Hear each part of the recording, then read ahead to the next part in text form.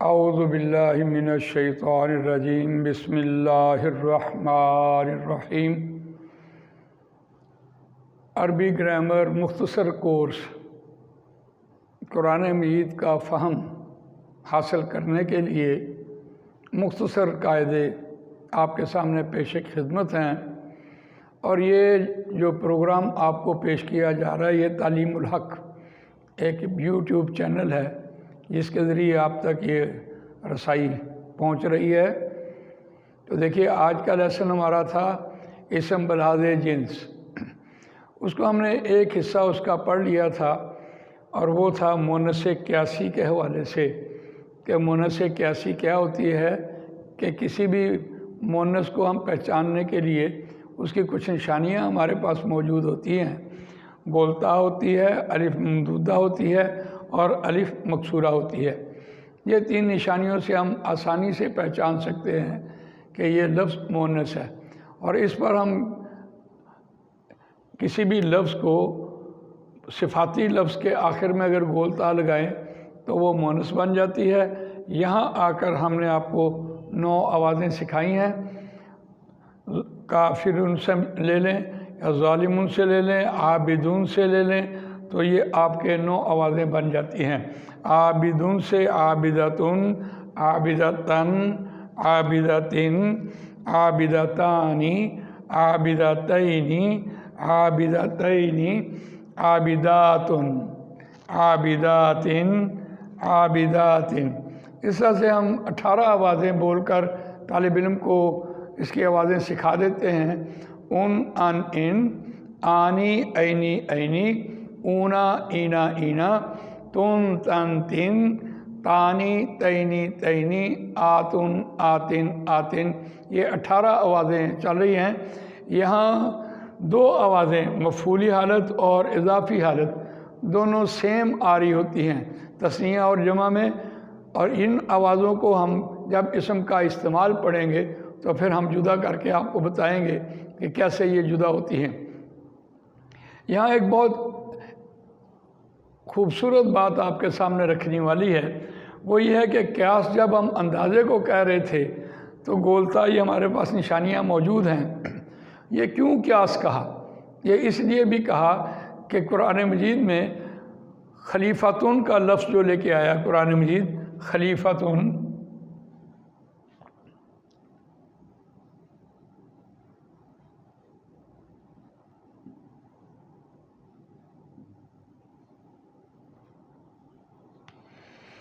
بظاہر تو یہ گولتا سے مونث نظر آ رہا ہے، اسی لیے اس کو ہم نے قیاس کہا۔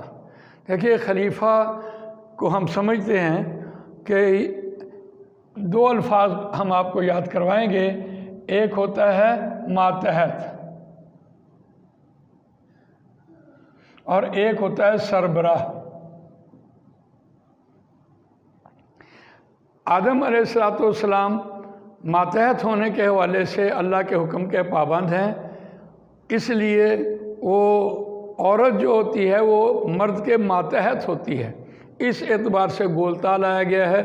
اور سربراہ ہونے کے حوالے سے دیکھیے کہ مرد جو ہے الرجال قوامون علی النساء کے حوالے سے مرد ملک کا نظم و نسق سنبھالتا ہے اور وہ سربراہ ہوتا ہے۔ اس اعتبار سے قرآن مجید نے خلیفہ کے دونوں معنی بتائے، سربراہ ہونے کے حوالے سے بھی اور ماتحت ہونے کے حوالے سے بھی۔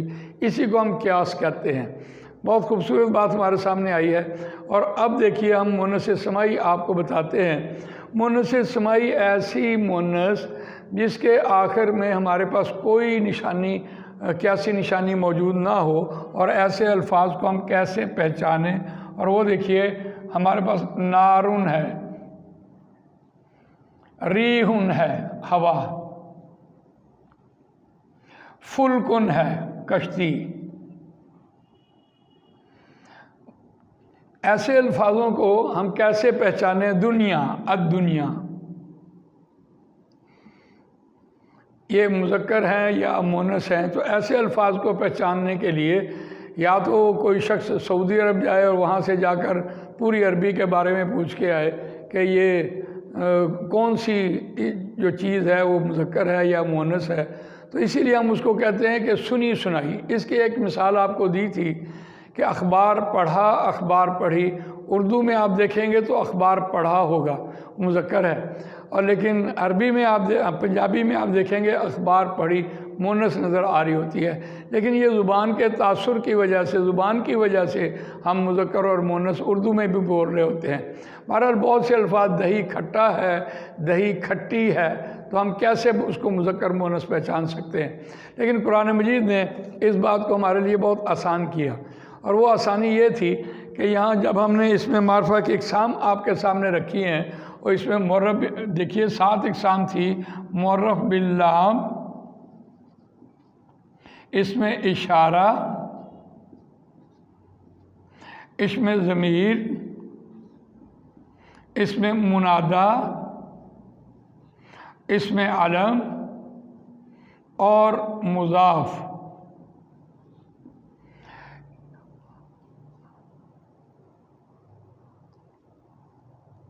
اس میں ضمیر، اس میں اشارہ، اس میں موصولہ۔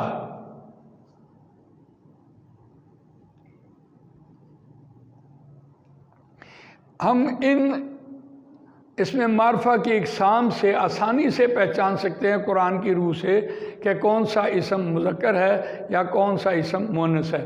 یہاں آ کر دیکھیے اس میں اشارہ مذکر بھی ہے اور مؤنث بھی ہے۔ ھذا مذکر ہے اور ھذہ جو ہے وہ مؤنث ہے۔ اسی طرح ضمیر میں ہو مذکر ہے اور ہا مؤنث ہے۔ اسی طرح موصولہ میں دیکھتے ہیں الذی مذکر ہے اور اللتی مؤنث ہے۔ اسی طرح منادا میں دیکھتے ہیں یا ایھا، یہ مذکر کے لیے آ رہا ہوتا ہے، اور یا ایتھا یہ مؤنث کے لیے آ رہا ہوتا ہے۔ اب یہ ان کا استعمال اب جب ہم یہاں کریں گے تو آسانی سے بات سمجھ آ جائے گی۔ ایک آیت کا حوالہ لیتے ہیں، اولئک اصحاب النار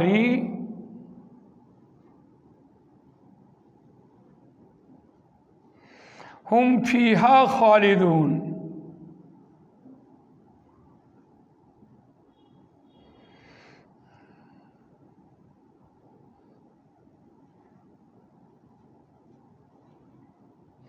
اب دیکھیے اس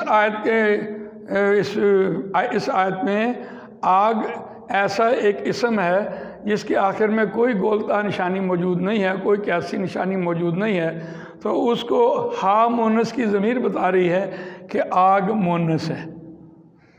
اسی طرح قرآن مجید میں ایک اور مقام بھی بہت آسان ہے، فَقُلْ نَضْرِبُوهُ بِبَعْضِهَا، بس ہم نے کہا مارو اس مردے کو گائے کے اس کچھ ٹکڑے سے۔ تو جب وہ ٹکڑا گائے کا ایک ٹکڑا، گائے مؤنث ہے، تو مرد کو مارا گیا تو وہ زندہ ہوا، بنی اسرائیل کی بات ہے۔ تو اس طرح سے ہم دیکھتے ہیں کہ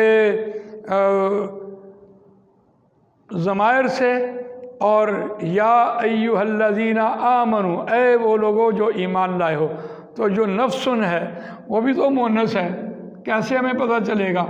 یا ایتھا النفس المطمئنہ۔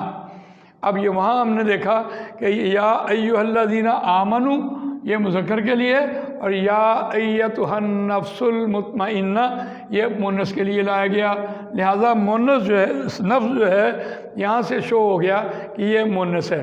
اسی طرح نار اللتی جہنم اللتی، جہنم جو ہے وہ بھی ایک ایسا اسم ہے جس کے آخر میں ہمارے پاس کوئی نشانی موجود نہیں ہوتی، اور ہم اس کو کیسے پہچانیں؟